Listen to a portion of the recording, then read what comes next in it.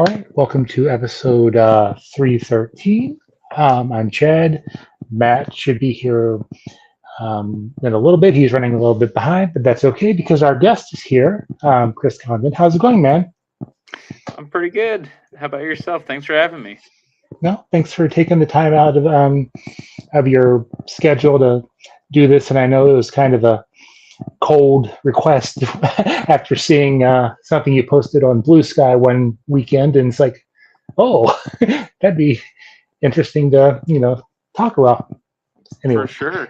This is the first time anybody's reached out to me about talking some Star Wars.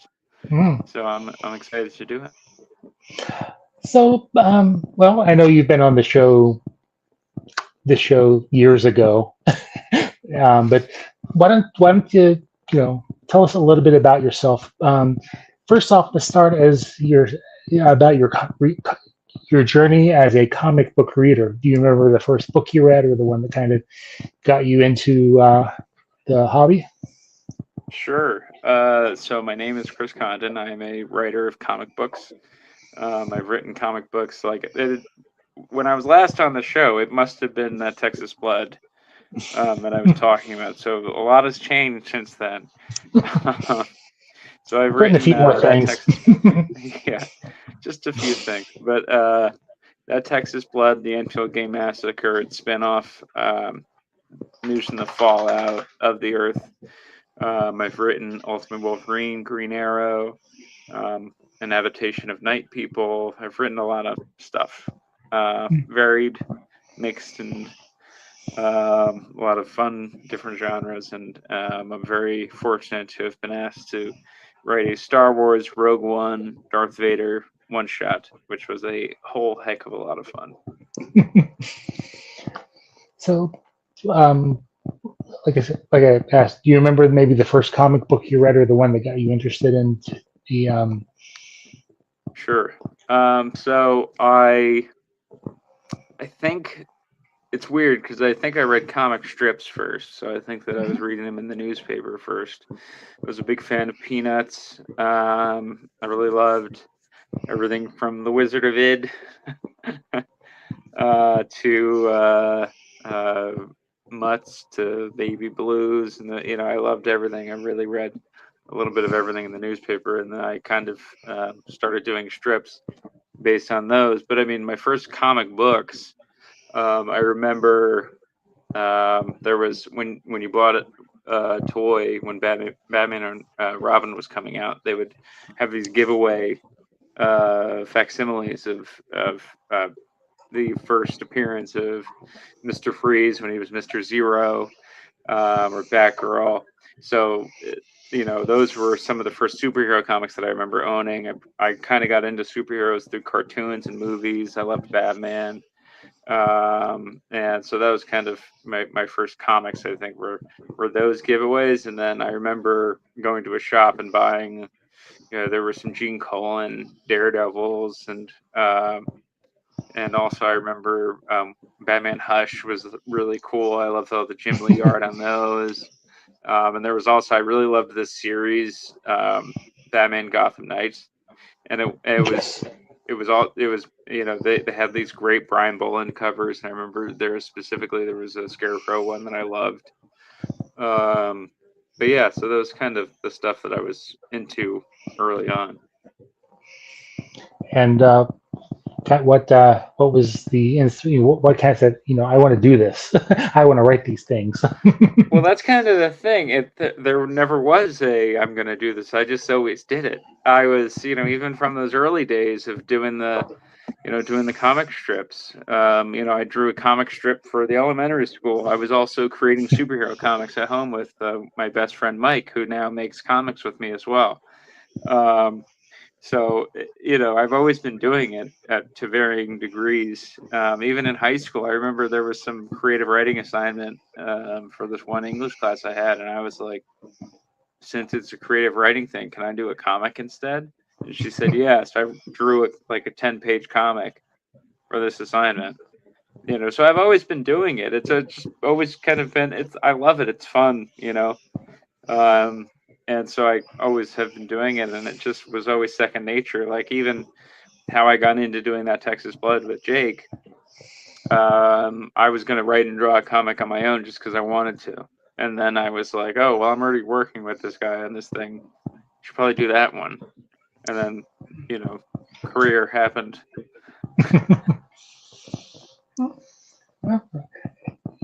And it has really taken off over the past couple of years. And yeah, it's been wild. So why don't we start off with Star Wars, because I'm a Star Wars person, and it's hard to believe that Rogue One is 10 years old. I know. It feels very fresh still. Yeah, I mean, especially with the Andor series that came out, that was nice to watch those 2 seasons and then have a better more of the story to be told, that we already saw. Sure. Yeah. So what was your first experience with Star Wars? Was it just like comic books always something that you were? Yeah, no, I mean, so I remember there was a VHS set so there's 2 ends, and I don't know which one came first, but there were the Power of the Force action figures in the 90s, and I devoured those. I loved them. They were like my favorite thing, and I credit them with learning how to tell stories, because that was where I first was doing, writing. I was like figuring out scenes and making little moments with these action figures. But I remember specifically there was a VHS set, a 3-film set, that had the half faces of Vader, Stormtrooper, and Yoda.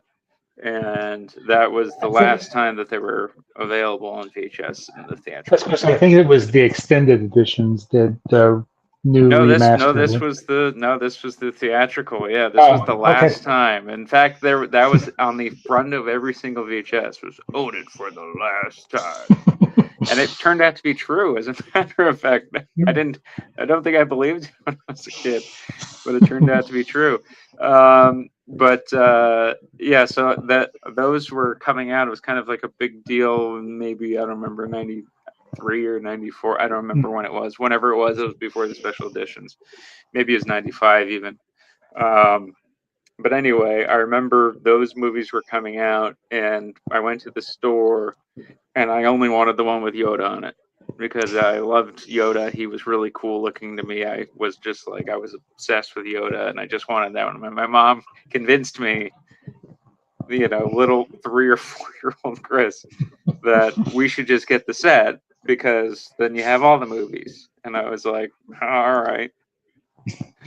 But so I think that was watching them on VHS. It was my first experience with Star Wars, and I watched them in the original theatrical presentations, and also was introduced to Leonard Maltin very early on in life because he did an interview at the start of every single VHS tape.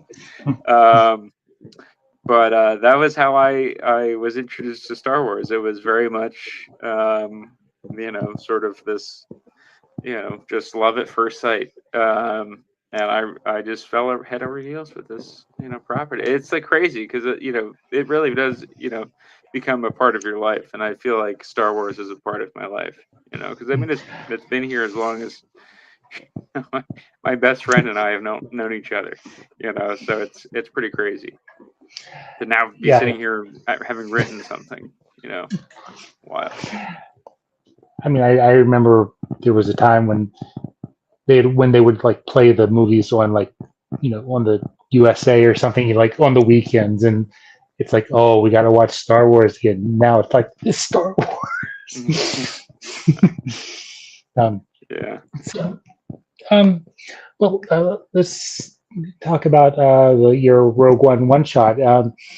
Kind of an interesting one because it don't spoil anything that you can't spoil, obviously. But your character is Darth Vader. The one character who appears at the very end of the movie and really doesn't do anything except for. Yes. So without spoiling anything, I rewatched Rogue One and I rewatched all of Andor, and I decided Vader has really no place here.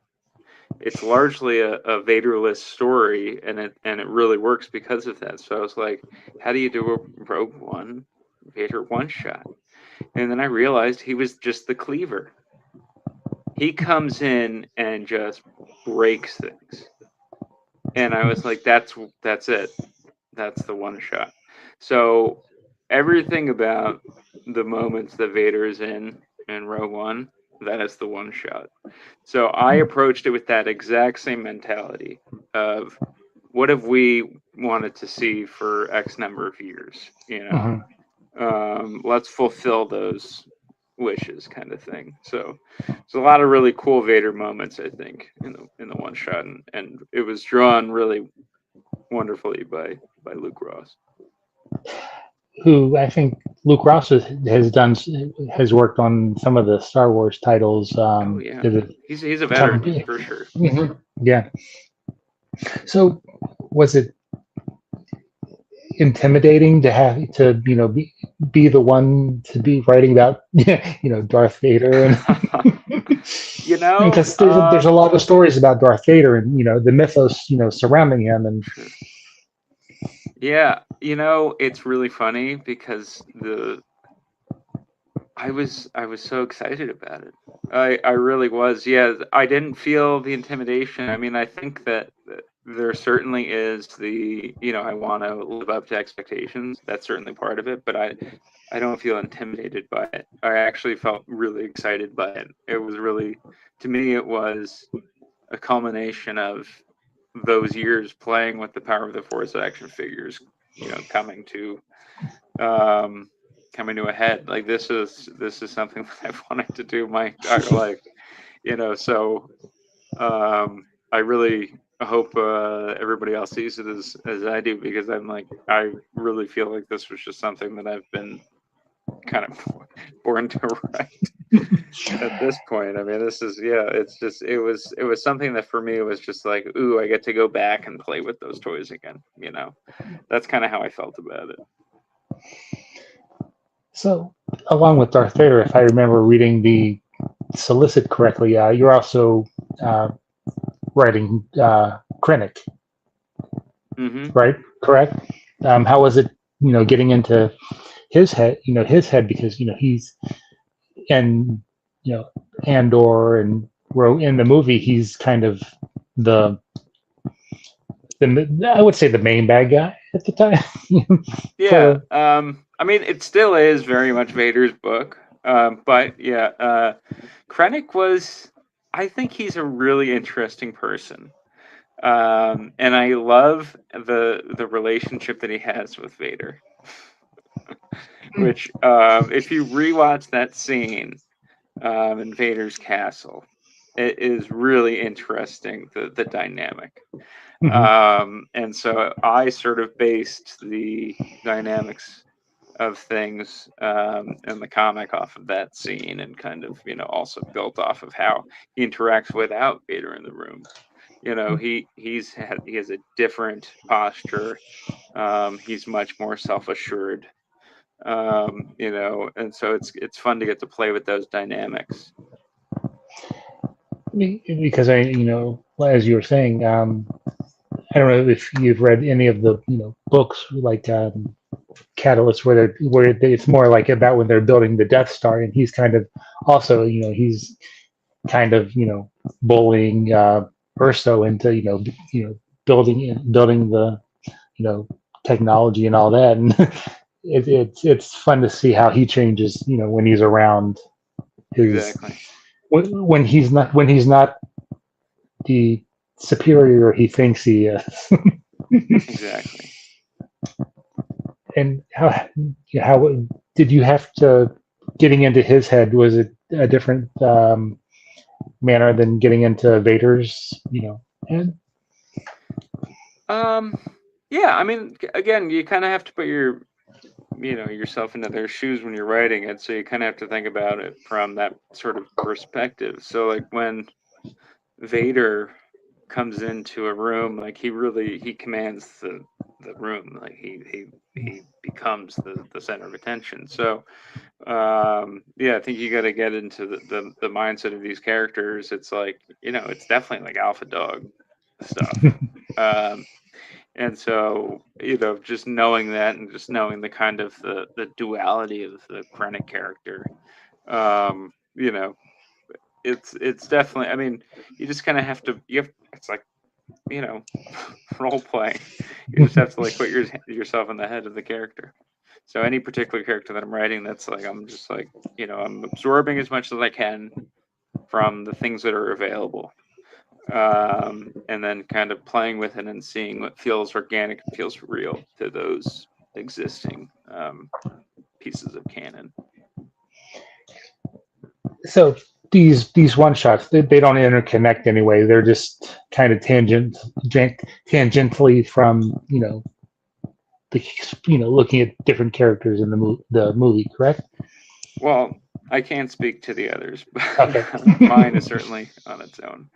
I mean, it plays into the larger Rogue One of it all, Right. but it stands on its own. I wasn't given any outlines or anything like that for what other people were doing. So yeah, no, this is a standalone, and I kind of like that it's a standalone.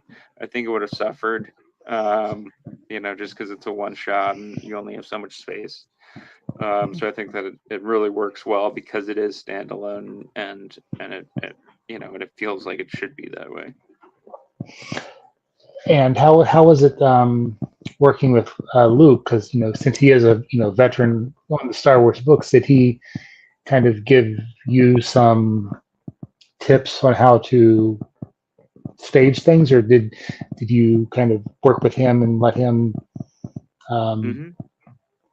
you know I don't know what the words I'm looking for, but I think Do art. Yes. No, yeah, it was kind of a back and forth.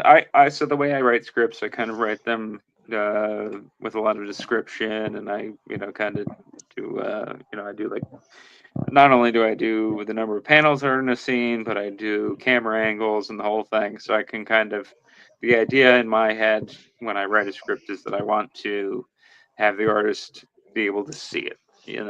I want them to be able to think about, okay, this panel is a medium wide and it goes, first, and might be a bigger panel, so it's on its own, however it's laid out. And so I kind of have a lot of description in it. So I kind of pointing him a certain way, and then he would send in the art, and then we would kind of bounce things back and forth from there. Hello. Hi, I am so sorry, Chris. My daughter's recital tonight ran about 20 minutes longer than normally would, and well, here I am, 20 minutes late. All good. Happy to have you. We were just kind of talking about his Vader one shot. Now you've written for TV and movies also, am I correct? Not exactly, but okay, nice. Sort of. Did that kind of play into the way you were talking about how you set things up for Luke? Kind of. I mean, they're both visual mediums, right? But I was just actually, I did a talk at Rutgers University actually over Zoom. So I was actually just talking about this, but yeah, I lost my train of thought. What was I saying? Oh, we were talking about camera angles, as a right in the between the mediums. So I know exactly where I was going with this. I went off on a tangent about how I was at Rutgers and I lost my train of thought.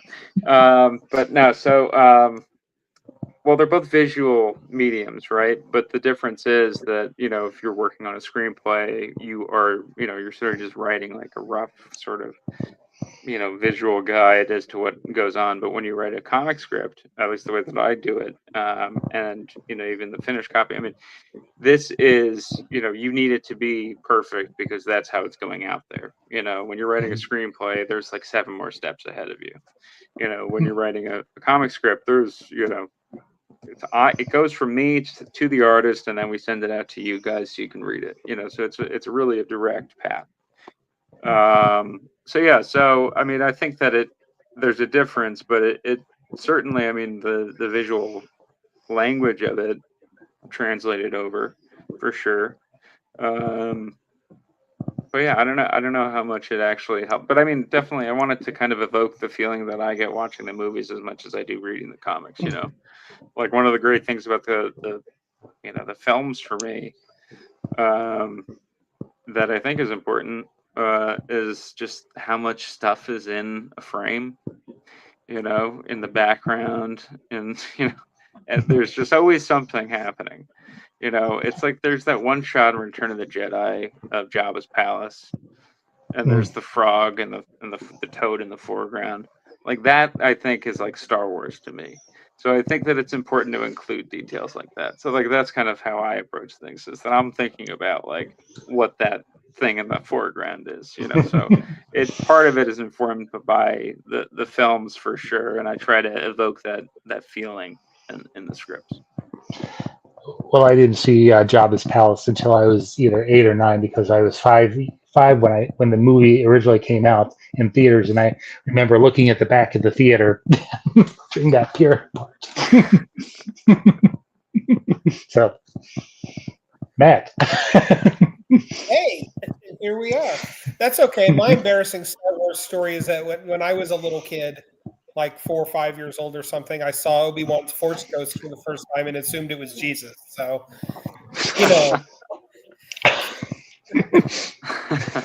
that was my youngest exposure to Star Wars. But there's a lot of cool stuff that's going on right now on top of this Rogue One shot.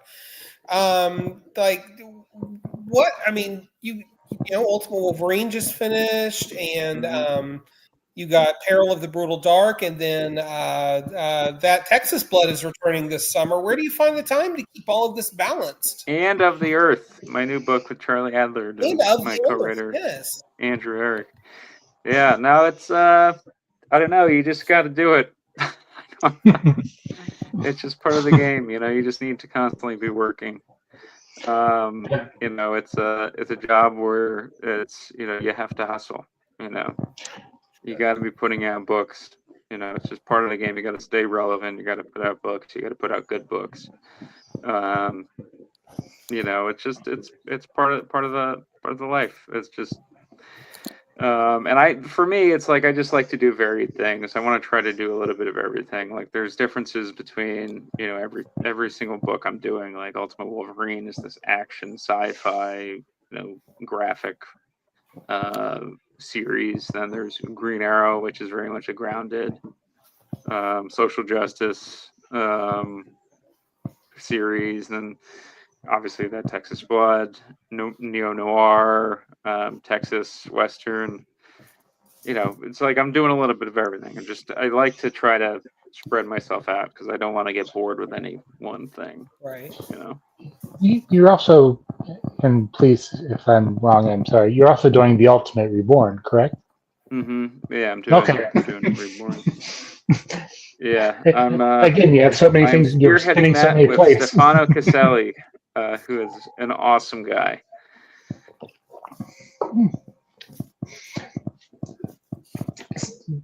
Matt, do you have anything? Oh no, I thought you were about to say something, Chad. I was hesitating. No, I was swallowing. Oh, difference there. So, what was it like getting in on the ground floor in the Ultimate Universe, writing Ultimate Wolverine and recreating not just him but also the Winter Soldier mythos and sort of blending it together? Yeah, I don't know. It's really funny because I did not expect it to be what it became, which was a very big book. So Well, I think it was initially supposed to have been 12 issues or something, right? right, yeah. Yeah. There's that. It's a skin in Marvel Rivals. They just made a Marvel Legends toy, so it's just like it's crazy. What's happened? I remember buying a Iron Man Marvel Legends toy when the first wave came out. It feels full circle in a lot of ways. But yeah, no, I just I got this offer. I got an email from Will Moss, who I knew of. I loved Immortal Hulk, but did not know. And he asked me if I was interested in hopping on the phone with him.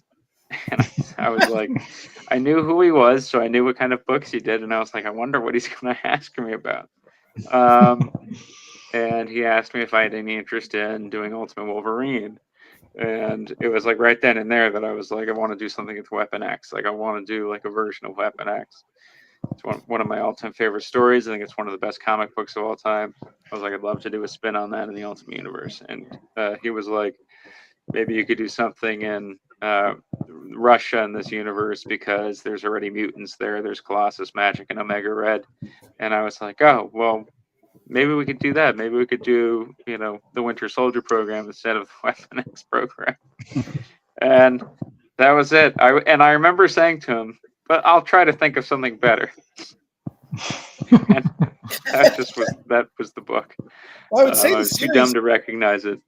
I would say the series certainly succeeded past anyone's wildest imagination. I mean, with the 4-issue extension, given how popular it was, and you worked with some crazy talented artists too. Mm-hmm. Yeah, and all the artists on the book were fantastic. Alessandro Capuccio, obviously, doing the lion's share of work on the book, and just a fantastic draftsman. I think some particular issues are like really highlight what he does well. I think issue 4 is an absolutely beautiful, beautifully illustrated book. But yeah, there was also Alex Linz, who is phenomenal. Very different style, really unique. And then Domenico Carbone as well, who did issue 13 for us. Now, since you're writing all these different books with the different genres, you have the superhero, you have the sci-fi, you have the crime noir. Do you have to set certain times aside to focus on each one, or is it whenever you're inspired to you kind of have to write each day, right? But what you write is dependent upon what strikes you at that time. Like sometimes you just you could put words on a page, but you're gonna have to go back and re-edit it because you're just putting garbage out. But yeah, it's kind of you have to follow your muse. Sometimes if you can't write, you just can't write. So you work on something else. And so yeah, I've even today, I've been bouncing around between 3 different things and just kind of working piecemeal on them, and just a little bit of progress here and a little bit of progress there, and then you have a full script at the end of the day. So but yeah, it's just trying to maintain remembering where I'm at with the characters and all that, and just trying to get in the right headspace when you're working on it. So I usually go back and reread a little bit further back and then lead myself into it when I'm working on a thing. And do you find it? Oh, go ahead. No, go ahead. To that end, it's been a couple years since that Texas Blood last saw the light of day. Was it difficult to get back into that kind of neo-noir Western headspace? No, yeah, I mean, a little. It definitely growing pains for sure. I don't think that it was hard, kind of stepping back into the boots per se. Right on. Because I do feel like Joe Bob is really recognizable in my head. I know what he says. So there were certain things that did just immediately jibe, and then there were other things that were sort of I needed to find sort of the storytelling style. It sort of just the layouts of pages and how scenes sort of take their time. Really take their time, because Of the Earth is another book that is a slow burn, but it's a very different style. It's a very tense slow burn, Whereas that Texas Blood, there's like it really, there's like a slowness to it that feels organic and very like lifelike, like very real. Um, and I think that's kind of what's really great about what we do on it. You know, that's like, I feel like really like that's what makes us unique. Um, so yeah, I don't know. There were times where it was kind of difficult to figure out that pacing, but you know, with a little practice, I got back into the groove. Right on. Now, again, since you're jumping around genres, is it difficult to go from your creator-owned stuff to something where you have a tighter sandbox that you have to play in, or is it Well, just how you think about the project? so there's a little bit of a difference. So with some projects, companies like really want you to outline things, like very detailed outlines. So you have to follow those outlines when you're scripting. So that can change how you tell a story. When I do that Texas Blood, specifically that Texas Blood and the Info Gang Massacre, I write these two specifically like this. I write very rough outlines so that the book feels organic, because it is organic. It's sort of like just like I like to let the scenes play out because I want to see what the characters say to each other. I put them in a situation. I kind of think this is where things are going, so I'm gonna like push things this way. But sometimes scenes go a different way because the characters are saying one thing, and I'm like, well, shit. Now we got to figure this out. So there's a very organic feel to it, and there was a little bit difficult getting back into that. But once the thing strikes, it's like, okay, I'm in it.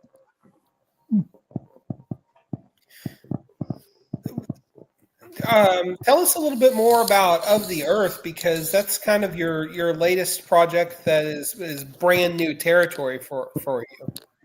Sure, yeah, it's a really fun. It's pretty intense. It's pretty dark. It is a horror book that has a lot of noirish tones to it, which is on purpose. I do think that they're very close relatives, and sometimes they can overlap, and I think it's quite special when they overlap. I think that there's aspects of horror in noir. I think that it's people making very dramatic decisions that have very dramatic implications for their lives, which is a thing that happens in horror too. So Sure. I do think that they're very similar. But yeah, I'm co-writing this with Andrew Eric, who's a really good friend of mine, and this is his first book. And I brought him on because I love that he has a vast knowledge of horror and writes great horror. He just hasn't had a chance to be able to publish it or to find a home for it. So I brought him on this to kind of show that he has the chops to do this on his own, and we'll write the story and it will feel organically me, but he will have played a role in it. He's written full issues and has also revised each issue with me. He's co-written the back matter as well, so and again, we're revising everything together so it feels organic, it feels part of the same voice. But yeah, like in my mind, what this is it's a roller coaster ride. It's the terror of the climb to the top, and then the steep drop down and all the twists and turns that follow. This is a story about a woman named Tabitha Black. She is running from a past that she wants to forget, and she has taken some money from a bad boyfriend, and she is on the run. And she has ditched her phone. She's got to burn her phone, and she's going home, which is the last place anybody would look for her. So she's going home after a decade, and as she gets home, things start going very badly. Everything starts going from bad to worst, and then she gets home, and home isn't what it once was, and things go from there. Who's your artist on the book? So it is Charlie Adler, who Yeah! is an absolute legend in the industry. And I'm so proud to be working with him on this. And, we did 2 EC shorts together. We did one about the 8th dwarf and the 7 dwarfs. His name was Vengeful, and things don't end well. And then we also did a sort of an esoteric kind of horror story called Crossroads Repetition, which is sort of a sweet story about time loops.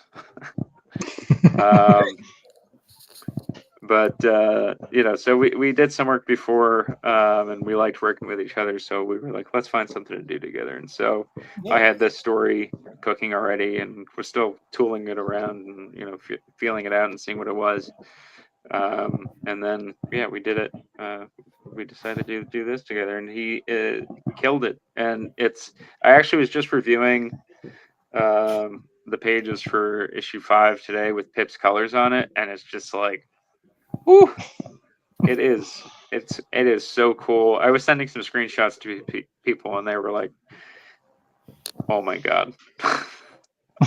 It's really nice. Pip Martin is doing fantastic work on the book too. The colorist.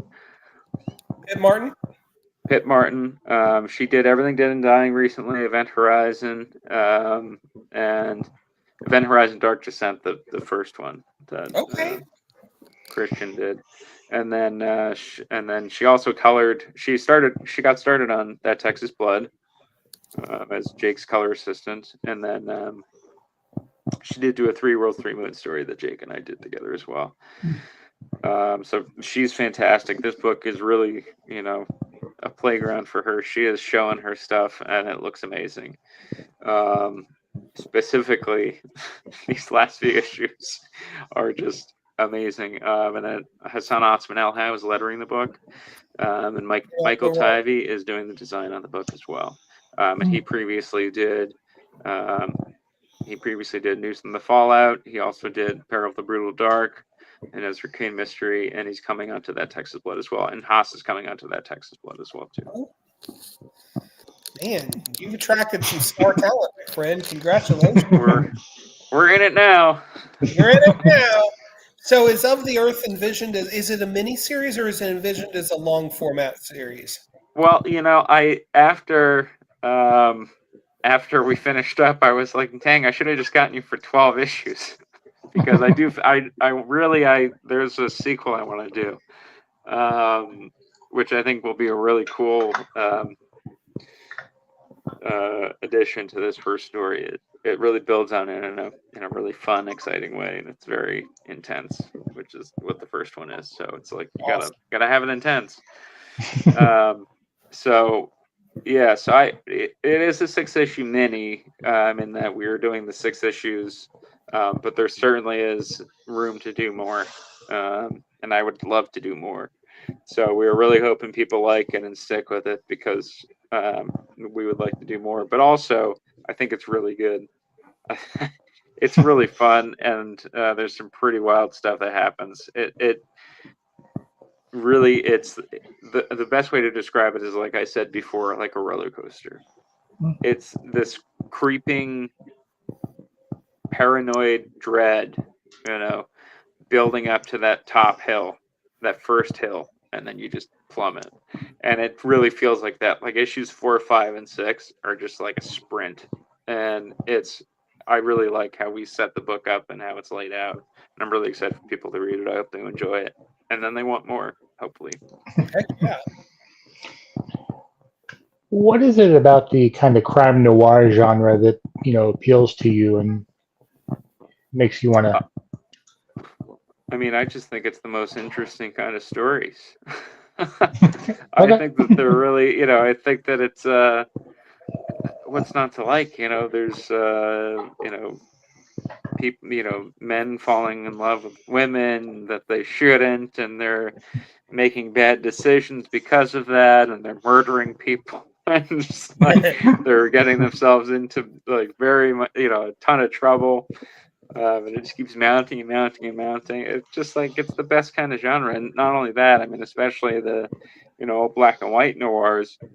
The original noirs. It's like the way they shot them too was really unique and different, and embraced German expressionist style. In terms of camera angles and uh, and shadows, the use of shadows and light and framing. You see some of the most interesting camera work in noirs. And then even in just written prose. I mean the the rapid fire Tommy gun language used in detective novels is just like the most interesting kind of writing. It's just snappy, it's quick, it's smart, and it's funny. And it's like you just want to live in that kind of prose. So for me, it's like it's just the most interesting kind of story, at the end of the day. Right on. It's kind of got a little bit of something for everyone, really. Hmm. So, having written, a lot of things, how do you feel that you've grown as a writer from, when you first started to now?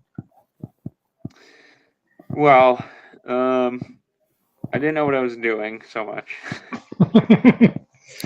So there's that. Well, I'll tell you this. I mean, the style, in terms of how I actually like write a script has not changed, but that has remained. So that's one thing that has remained the same. I do think that I've learned how to pace a story well. I think that I've learned how to, I think that I was good at character stuff from the start, but I really honed in on it. And I think that I figured it out. And same thing with dialogue. I think that I figured dialogue out. Like I think I was pretty good at it from the start, but I think that I kind of, figured it out. And then just kind of, where I was put in the industry, sort of like where, how I was allowed to run and, figure things out. Writing a book like Ultimate Wolverine, again, I didn't expect it to be as big as it was, but because it was as big as it was, that was a trial by fire. Like I learned how to, you're going to have a lot of people online talking about you, and they're not always going to be saying the things you want them to be saying, and you're not always going to be agreeing with them. So it was an interesting experience to, be kind of thrust into the that wasn't really limelight, but be thrust into the proverbial limelight to kind of experience what that's like, and having a big book.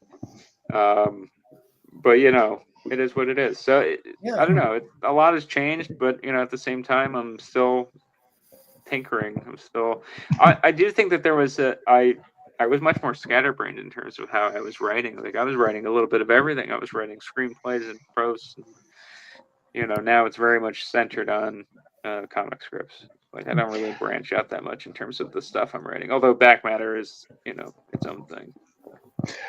Since you kind of brought it up, how do you, I guess, respond, or how do you take the feedback that you might see online, and does that kind of affect how you move forward? And that's the difference, is that sometimes it's just people yelling at you. And that's, if there's legitimate criticism, I think that that's something that you can take in and absorb. But a lot of it is just sort of people just sort of being comic fans mean in a way.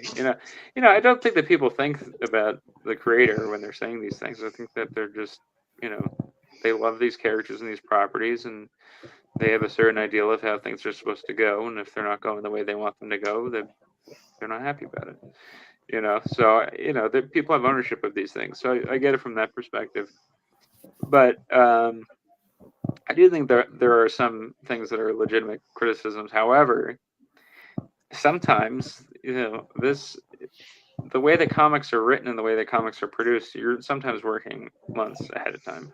So by the time somebody's complaining about something, it's like way in the pipeline, and it's like there's no way I'm going to be able to fix what the issue is here. And I'm just like, well, it is what it is now. So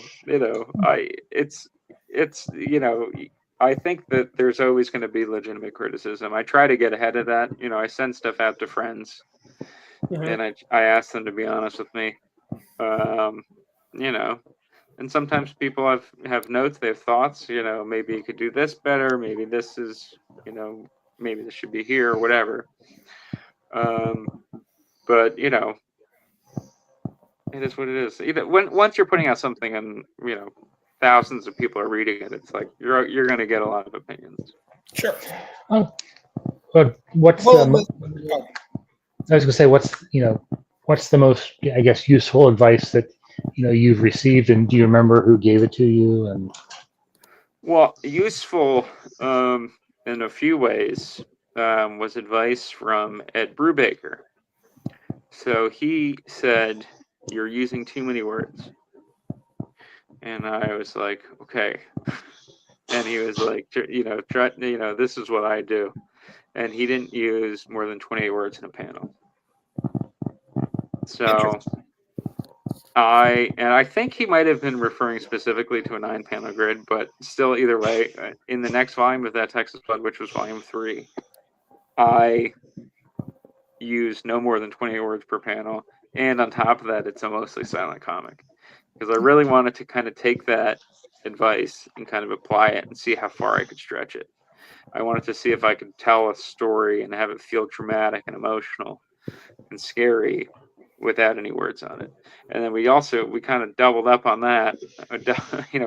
We went all in on that in News from the Fallout, where there's at least 4 pages in the final issue that are black, just completely black panels. Yeah. And I was like, well, we're going to see if this works or not. And it worked. With most people, I think.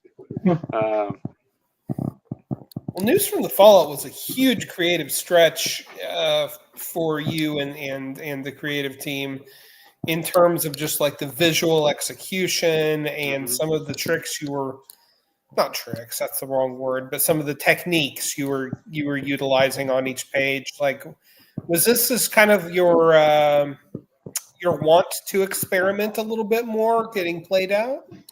Yeah, absolutely. That's one of the great things about Image Comics is that you don't have to convince them of too much.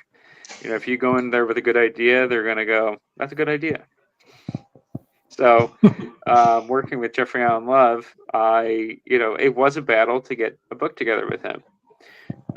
He is a great artist. He's a fantastic artist with a great visual style, a really unique visual style, but he scares publishers. Mm-hmm. So every publisher that I brought him to, because I at first wanted to try to secure him a page rate. So Image, the way that an Image works is that you can get an advance, but it's kind of like, if you can try to do it on your own, like that's like the best way to do it. You just ruffle less feathers that way. But like that's kind of how I do it. We work on the back end and we're happy to do that. We end up making a page rate back. So we just have to wait for our money, essentially, is how we do it. Just working with Jeff, I wanted to try to find him money first, and it was really hard to convince anybody. The question we kept getting asked was, is this, viable in the marketplace? And the answer from them was that they didn't think so. So we proved them wrong. At the end of the day, so yeah, right on. Yeah, it was sorry, not sorry. Take some chances. I think that's the point. Yeah, it pays off. So, who are the writers from any medium that kind of inspire you and push you to up your game? This is gonna sound like I'm just joking, but every writer, basically. I mean, it's like anybody who put pen to paper is pretty inspiring to me. Now, I'm not, I'm kind of kidding, but also not really. I mean, I find things like, Ed Wood's Plan 9 from Outer Space as inspiring as I find Citizen Kane. They work in different ways, but they're both valid. But to me, I think some of the most important writers in film, the Coen brothers, for sure. I do love Orson Welles. I really love the writing of Jim Thompson. I really love the writing of Darwin Cook. I really love the writing of I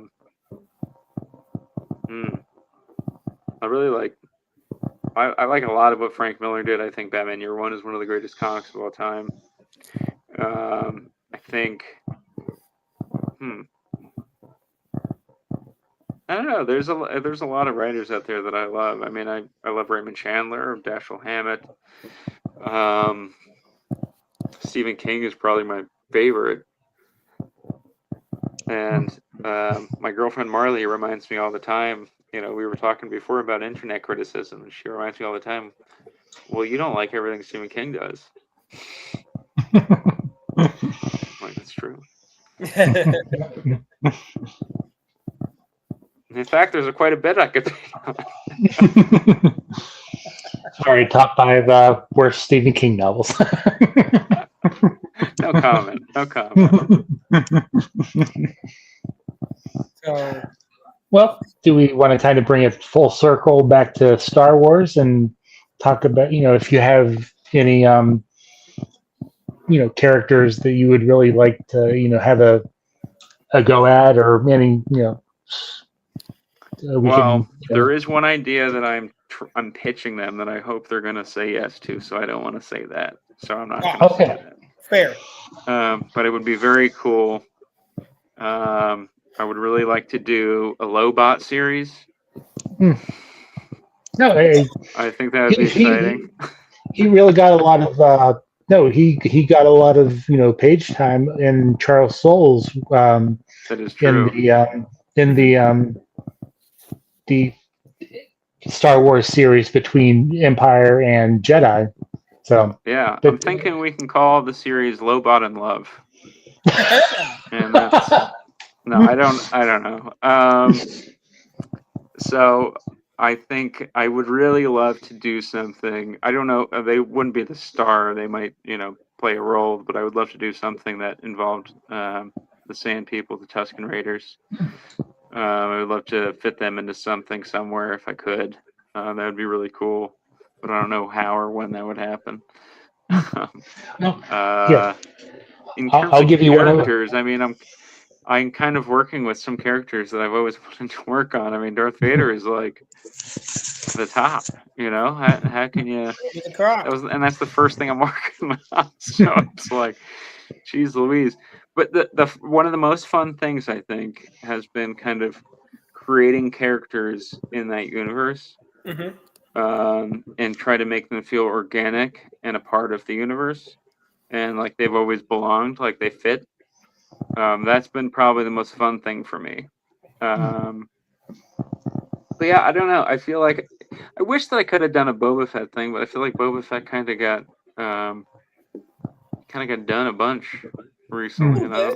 Well, I mean, when Dark Horse had the license, it was all Boba Fett and Darth Vader, kind of. What was the name of that one? There was like a famous one. It wasn't. What was it called? Whoa, this one's there was on a one shot, Boba Fett one shot. The one shot. I know what you're referencing. I think. Yeah, almost back in the 90s.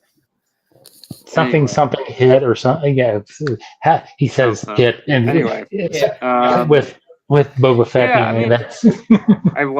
I really loved. I don't know. There's a bunch of characters. I can go prequels. I could go sequels. I could go, original trilogy. It depends on what you're looking for. Well, I was gonna say, I can get you the Sand People. If I don't know if you've read the From a Certain Point of View stories, the book. How they take kind of like the side characters and tell stories about them. Even in the Star Wars New Hope one, there's a story about the Sand People and the Jawas, and so. Yeah, I want to do like a sitcom, but with the Sand People. Like, Dad comes home from work. He's got a hard day rating. I do have an idea for a thing, but they would never let me do it, so I probably have to figure a way to do it in an indie book. But it works better when it's connected to the actual property. Sure. But it's not about it's like something that's about being a fan. And I don't really fit in the canon. Do you have any Star Wars characters that are kind of like under the radar that you're the only one that loves them type characters? Well, Lobot, I guess, is an obvious answer there. I mean, Lobot. Yeah, I don't know. There's so many. I love the Gonk Droid. And I'm I thought trying to Ethan pick the Sachs. weirdest ones. I thought Ethan Sachs did a great one with the bounty hunters. That was fun, and I would love to see a show or something where it's just them. Yeah. That would be a lot of fun. Yeah. In terms of like really side characters, Feltapern Treveg from the Cantina. Got Okay. the horns. Yeah, the devil I guy. really like him. He's got a story in the Tales from Mos Eisley Cantina that's pretty lurid. He got he got had. Hmm. But no, I think it'd be really fun to kind of play with those characters and get to do a little like something, just like a side thing. Well, that's the fun thing about Star Wars is that there's so many different kinds of stories you can do. And Exactly. Yeah. I mean, it's like they were doing. Sorry, what? I was saying The Mandalorian was kind of the test case for that because especially that first season is essentially a Western in space. Right, and then they just keep doing it. Yes. And then keep doing it. Well, now there's a movie. And that's the opposite of what Star Wars is. Star Wars is let's try a new thing. Yeah. Well, so that's one of my criticisms of it. But I do love it, and I am going to go see Mandalorian Grogu. Absolutely. Right. And I'll probably enjoy myself. That's the thing. I will probably enjoy myself. I love Star Wars. Star Wars Ultimate Universe. Star Wars Ultimate Universe. That way, people can have their, non-canon, previous, Luke Skywalker's, power enough to stop a black hole. Yeah, and, there you get your Mara Jade. Hey, yeah. That'd make a lot of people happy.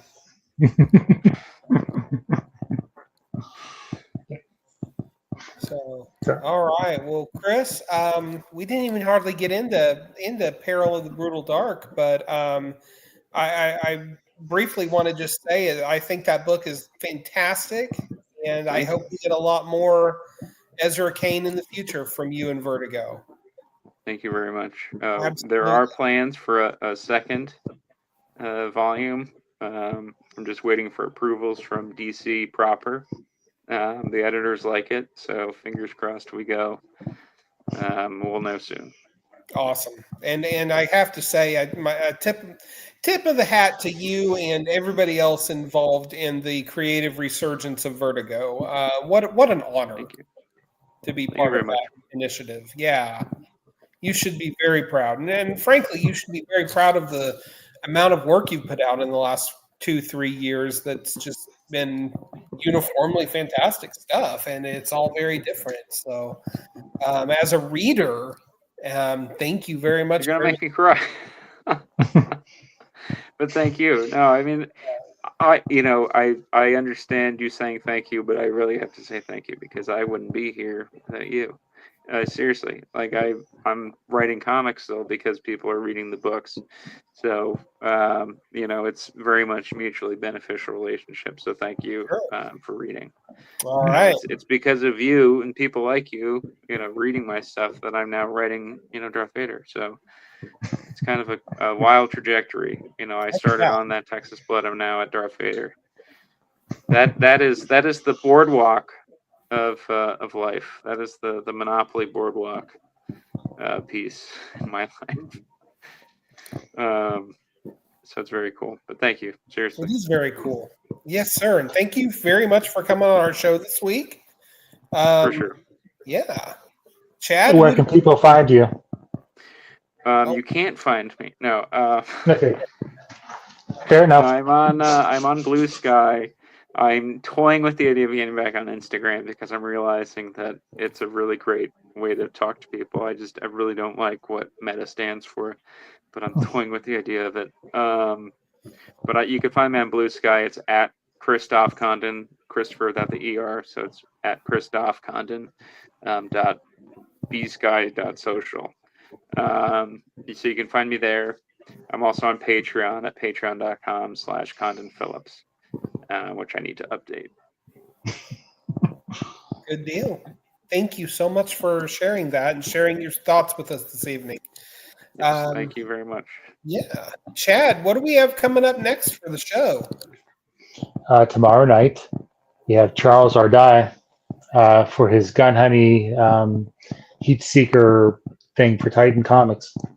Very cool. Cannot wait. Please, all of you that are listening, join in and enjoy the more crime noir fun with the comic. Until then, thank you for listening. Thank you for supporting us at comic-watch.com. He's Chad, I'm Matt, and this is our show where we talk about comics. Thank you very much for getting out there and making the world a better place. Until next time.